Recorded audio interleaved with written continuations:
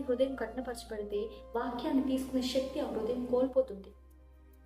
కొత్త తిత్తి, పాత తిత్తిలో మీరు వ్యత్యాసాన్ని చూసినట్లయితే, ఒక తిత్తి అనేది గొర్రె చర్మం ద్వారా కానీ, మేక చర్మం ద్వారా కానీ చేయబడుతుంది.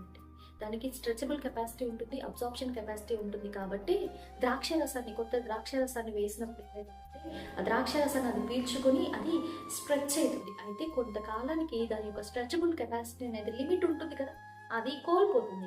ఇంకా అంతకుమించి స్ట్రెచ్ అవ్వలేదు, అది అంతకుమించి అబ్జర్వ్ చేసుకోలేదు. అటువంటి పాత తిత్తిలో నూతనముగా ద్రాక్షారసం కొత్తది పోస్తే అబ్జర్వ్ చేసుకోలేక, స్ట్రెచ్ అవ్వలేక చాలా కష్టపడితే చివరికి అది చినిగిపోయి రసం అంతా కాలిపోతుంది.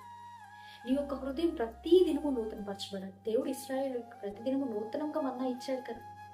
ఒక దినమున మన్నా ఇచ్చి నెలంతా తినమన్నాడు లేదు కదా.